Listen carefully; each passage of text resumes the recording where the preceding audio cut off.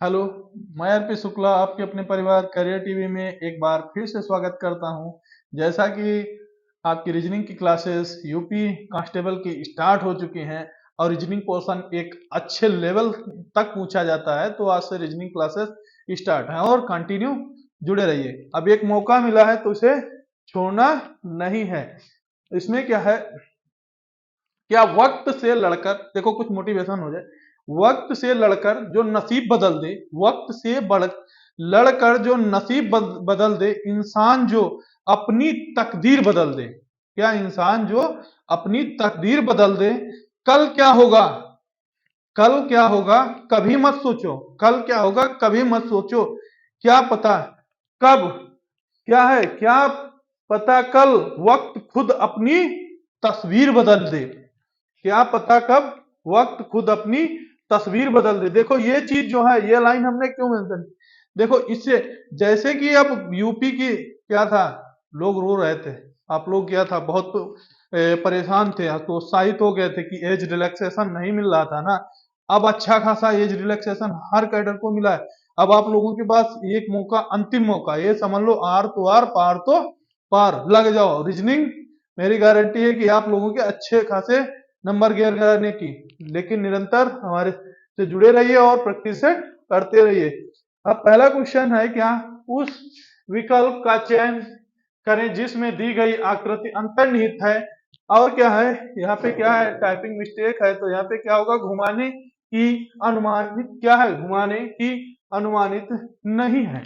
अब देखो ये आकृति है, अब ये देखो किसमें सेट हो सकती है, ये देखो इसमें सेट हो सकती है, किसमें सेट हो सकती है, पहले वाले में सेट हो सकती है, दूसरे वाले में सेट हो सकती है, किसमें सेट हो सकती है। अब देखो पहले वाले में देखते हैं, पहले वाले में देखो क्या ये सेट हो सकती है, यहाँ पे ये देखो ये है, इसमें थोड़ा सा निकला हुआ है, इसमें थोड़ा सा नहीं निकला है, और इसमें देखते हैं, इसमें थोड़ा सा भी नहीं निकला, तो इसमें किसमें सेट हो सकती है ये देखते हैं। तो क्या है, ये यहाँ हो गया, और उसके बाद देखो ये यहाँ हो गया, ये थोड़ा जो निकला हुआ पोर्शन है ये भी निकला हुआ पोर्शन है, और फिर इसके बाद ये है, तो ये क्या है, ये देखो ये यहाँ से टच हो रही है, ये यहाँ से टच हो रही है, इसमें क्या है, कॉर्नर पॉइंट से टच हो रही, फिर इधर उधर गई, तो ये कॉर्नर पॉइंट से है ना, तो ये वाली किसमें सेट हो गई, ये वाली शर्ट किसमें आकृत हो गई, ना सी होगा, ना डी होगा, ना ए होगा, क्योंकि एक बिल्कुल कॉर्नर पॉइंट से हो रहा है, ये बिल्कुल थोड़ा छोड़ के, तो हमारा कौन सा ऑप्शन सही होगा, बी वाला।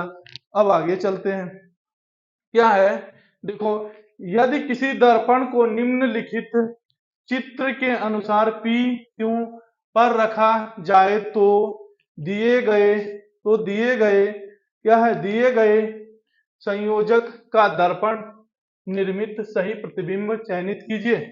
अब देखो क्या है, N A H A R I A, इसको लिख लो, ठीक, इसको लिखने के बाद इसको क्या कर दो, पलट दो, और पलटने के बाद पेज जब है दर्पण वाला आता है, ये तो हराम का नंबर होता है, आराम से मिल जाता है ना, मुफ्त का नंबर जिसे बोलते हैं ना। तो इसमें क्या है, पलटो, तो एन लास्ट में हो जाएगा, फिर ए हो जाएगा, फिर देखो एच हो जाएगा, फिर ए हो जाएगा, फिर उल्टा क्या हो जाएगा, आर हो जाएगा, आई हो जाएगा, ए हो जाएगा। तो इसमें कौन सा ऑप्शन सही हो जाएगा, तो इसमें ऑप्शन देखो सी वाला इसमें भी सही हो जाएगा। अब आगे देखते हैं, आगे क्या है, हाँ ये बढ़िया क्वेश्चन, दिए गए विकल्पों में से उन संख्या का चयन करें जो निम्नलिखित में से श्रृंखला में प्रश्न वाचक चिन्ह स्थान पर आ रहा है। अब देखो इसमें कौन सी सीरीज लगेगी, देखो 5 है, 7 है, 14 है, 16 है, 32 है। देखो अब स्क्वायर वाला देखते हैं, 2 दूना 4, 1 5, वो भी नहीं लगेगी। अगर स्क्वायर ना देखें उसके बाद देखते हैं, तो इसमें क्या है, 2 प्लस हो रहा है, फिर इसका डबल हो रहा है यानी मल्टीपल हो रहा है, फिर प्लस 2 हो रहा है, फिर यहाँ पे क्या हो रहा है, गुणा हो रहा है, 2 यहाँ पे क्या होगा, 2 प्लस होगा, तो यहाँ कितना हो जाएगा, 34 हो जाएगा, तो हमारा ऑप्शन डी करेक्ट हो जाएगा।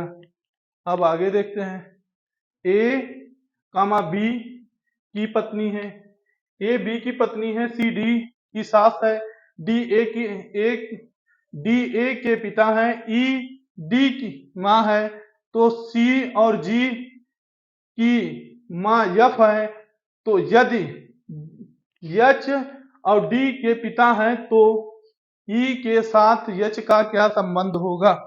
तो इसमें बनेगा क्या? ब्रिज। अब बनाओ ब्रिज। तो इसमें क्या होगा? देखो, पहले लिखेंगे ए, क्या होगा? ए और फिर बी। अब देखो ए और बी, ए और बी, तो ए की पत्नी कौन है? देखो ए की पत्नी कौन है? देखो ये कोठा बना दें तो पुरुष, और गोल बना दें तो महिला। ठीक, इस तरह। तो ये क्या होगा? बी की पत्नी है। क्या है? पत्नी है।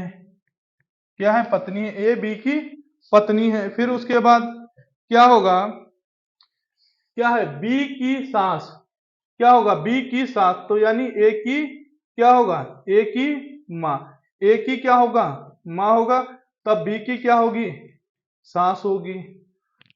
सास होगी। उसके बाद ई डी की माँ है। क्या है? ई है डी की माँ। ई जो है डी की माँ है, तो क्या होगा? ई है किसकी माँ? ई किसकी माँ है? डी की माँ है। जब ई डी की माँ है तो देखो यहां पे लिख लेते हैं ई, देखो डी की माँ कौन है? डी की माँ कौन है? ई है। डी की माँ क्या है? ई है। डी की माँ ई है। तो इसका क्या संबंध रहा होगा? इसका क्या संबंध रहा होगा? तो यानी डी जो है ए का क्या रहा होगा? पिता रहा होगा। क्या रहा होगा? क्या रहा होगा? पिता रहा होगा। क्या रहा होगा? डी। और ए का डी क्या रहा होगा? पिता रहा होगा। क्या रहा होगा? पिता रहा होगा। ए डी का क्या रहा होगा? पिता रहा होगा। अब ए डी का पिता रहा होगा, तब उसके बाद क्या होगा? उसके बाद क्या होगा? यच क्या है? पिता रहा होगा। फिर क्या है? अब इसमें माँ किसकी है? ई डी की क्या है? माँ। डी की माँ कौन है? ई है। अब देखो क्या है? सी और जी की माँ यफ है। सी और जी की माँ यफ है। सी और जी की माँ कौन है? यफ है। माँ एफ है। कौन है एफ? माँ एफ है। तो क्या है? माँ इसकी है एफ, इसकी भी सी की माँ एफ है, और जी की भी माँ है एफ। तो अब इसकी सी की और जी की क्या हो गया? माँ एफ है। तो बताओ, माँ एफ है, तो अब बताओ इसमें एक चीज और पूछा है। क्या पूछा है? यहाँ पे एक चीज और पूछा है, तो ई के साथ यच का क्या संबंध है? ई के साथ यच का क्या संबंध है? तो ई के साथ यच का क्या संबंध है? तो ई के साथ यच का क्या संबंध है? ई और यच। तो ई और यच के संबंध देखते हैं। तो ई और यच, तो इसका संबंध ई और यच के साथ क्या संबंध है? तो ई किसकी पत्नी है? यच। यच की। ई किसकी पत्नी है? यच की पत्नी है ना, पत्नी है यच की। तो डी का पिता को, डी का पिता कौन हो? यानी यच का पिता कौन सा होगा? डी का पिता। देखो तो इसमें क्या होगा? क्या होगा? डी का पिता यच हो जाएगा। तो इसमें से क्या करना है? अब देखना है ई और यच के बीच क्या संबंध होगा? तो क्या होगा? पत्नी का संबंध होगा। अब आगे पांच। पांच इसमें क्या है? दिए गए चित्र में कागज के एक टुकड़े को मोड़ने, एक क्रम मुड़े हुए टुकड़े को काटे गए विधि में दर्शाई गई आकृति कागज को खोलें, खोलने पर कैसा देखेंगे? देखो अब क्या है? देखो आकृति देखो, एक फोल्ड हुआ, ठीक, उसके बाद दो तीन फोल्ड कर दिए, यानी एक के और अब ये एक हुआ, तो उसके बाद एक आकृति क्या होगी? एक यहाँ पे आएगी, एक आकृति यहाँ पे आएगी, फिर एक यहाँ पे आएगी, फिर एक यहाँ, एक यहाँ पे एक यहाँ, तो इसमें कौन सी आकृति है? ये वाली है। कौन सी है? डी वाली, क्योंकि बीच में थोड़ा गैप भी है। देखो ये यहाँ पे होगा, तो इसमें कौन सा ऑप्शन होगा कि कौन सा होगा? 5 का डी हो जाएगा। अब देखो आगे नेक्स्ट क्वेश्चन 6 में 6 दोस्त हैं। क्या है? 6 दोस्त हैं। पी क्यू आर एस है। एक स्थान क्या है? यस टी यू है। एक वृत्ताकार मेज के परितः क्या है? एक वृत्ताकार मेज के परितः, देखो एक वृत्ताकार क्या है? मेज है, ठीक। उसके परितः 1 2 3 1 2 3 4 5 6, ठीक 6 हैं। 6 हो गए। अब उसमें क्या है? अब देखो इसमें मेज के परितः के केंद्र के मुख की ओर, यानी सब अंदर की ओर मुंह किए हुए हैं, अंदर की ओर मुख किए हुए हैं। अब देखो क्या है? पी पी यस के दाएं और दूसरे स्थान पर है। पी यस के दाएं और दूसरे स्थान पर है। पी किसके दाएं है? यस के है। पी किसके दाएं है? यस के है और दूसरे स्थान पर है। यस के दाएं पी दूसरे स्थान पर है। मान लिया यस के दाएं पी दूसरे स्थान पर है। फिर क्या है? दूसरे स्थान पर बैठा है। पी यस के क्या है? पी यस के दाईं और दूसरे स्थान पर है। क्यों टी के बाईं और बिल्कुल बगल में बैठा है। क्यों टी के बिल्कुल बाईं और बगल में बैठा है। क्यों? देखो क्यों टी के बाईं और बगल में बैठा है। क्यों टी के बाईं ओर है? क्यों टी के क्या है? क्यों बाईं ओर है? बिल्कुल बगल में है। फिर क्या बचा? फिर क्या है? बिल्कुल बगल में बैठा है। आर कामा क्या है? पी आर और यू के बीच में बैठा है। आर और यू के बीच में कौन बैठा है? पी बैठा है। आर यू के बीच में कौन है? पी। तो आर के बाई क्या है? यस है। तो आर के क्या है? आर के बाएं यस है। तो आर के बाएं क्या है? यस। आर के बाएं है तो यस आर के बाएं है। यस के बाएं क्या है? आर हो गया। फिर यह लाइन देखो, आर और यू के बीच में क्या है? पी है। आर यू के बीच में पी है, तो पी और यस के बीच में क्या है? तो पी और यस के बीच में क्या होगा? आर होगा। पी और यस के बीच में आर होगा। अब इसमें देखो, इसमें करो एलिजन। पहले देखो अब तीर था, फिर कम होता जाएगा धीरे धीरे। देखो इसमें क्या है? दाईं ओर क्या है? दिए गए आकृति में उन आकृति का चयन करो निम्नलिखित श्रृंखला में प्रश्नवाचक चिन्ह के स्थान पर आ रही हैं। अब निरंतर देखो दाईं ओर परिवर्तन हो रहा है। क्या है? निरंतर दाईं ओर फोल्ड हो रही। क्या है? निरंतर दाईं ओर फोल्ड हो रही। तब देखो अब क्या होगा? अगर ये देखो ये था, एरो था, फिर धीरे धीरे क्या हो गया? धीरे धीरे परिवर्तन होना स्टार्ट हुआ। तो अब देखो इसमें डिफरेंट क्या है? इसमें ए बी अवेलेबल है भी, तो केवल अवेलेबल कौन सा? ए वाला नहीं होगा। अब आगे देखते हैं 8 वाले में। कुत्ता भौंकता है तो पक्षी क्या कहेंगे?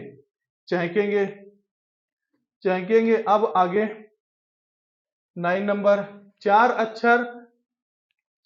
अक्षर समूह में दिए गए हैं जिनमें से तीन एक निश्चित प्रकार के समान है जबकि एक उनमें से असंगत है। उस असंगत अक्षर का चयन कीजिए। अब इसमें से क्या है? असंगत अक्षर का चयन करना है। तो असंगत अक्षर का क्या करना होगा? चयन। जो असंगत अक्षर का चयन करना होगा तो उसमें से आपको क्या करना होगा? बीच का गैप निकालना होगा। इसमें कैसे निकालेंगे? देखो अब देखो ई एफ आई एन, ई के बाद एफ आया तो +1 हो गया। अब ये +1 हो गया। उसके बाद क्या हो गया? अब एफ के बाद आई आया। एफ के बाद आई आता है तो क्या होगा? ई 5 पे था, एफ 6 पे आता है, आई क्या आता है? 9 पर, तो ये 3 हो गया। और ये क्या होगा? एन किस पे आता है? 14, यानी N14, तो यहाँ पे कितना होगा 5। अब इसमें देखेंगे O P यस और यक्स। O कितने पे आता है, O और P, O P के बीच में, वो देखो कितने पर आता है और P कितने पर आता है। इस तरह से इनके बीच का डिस्टेंस चेक करोगे तो असंगत कौन सा होगा, डी वाला होगा। एक बार सब लोग इसका चेक करना, इसी तरह से आपको पता चल जाएगा। अब क्या है 10, 10 में क्या है, 10 में क्या है, O R C H I D है, फिर D A I S है। कहा जाता है तो देश को लोटस कहा जाता है, तो लोटस को क्या है, जैस्मीन कहा जाता है, तो जैस्मीन को क्या होगा, ट्यूलिप कहा जाता है। तो भारत राष्ट्रीय फूल कौन सा होगा, तो भारत का राष्ट्रीय क्या होगा, फूल कौन सा होगा, तो भारत का राष्ट्रीय फूल कौन सा होगा। अब देखो इसमें क्या है, लोटस, लोटस को क्या कहा जाता है, लोटस को क्या कहा जाता है, लोटस को कहा जाता है, लोटस को जैस्मीन कहा जाता है। अगर तो जैस्मीन, तो इसमें क्या होगा, डी यानी जैस्मीन का होगा। अब आगे देखते हैं 11 नंबर में, 11 नंबर जो है आंसर करके कमेंट बॉक्स में आंसर दीजिएगा। आज की क्लास यहीं तक। आज की क्लास आपको कैसी लगी कमेंट बॉक्स में जरूर बताइए।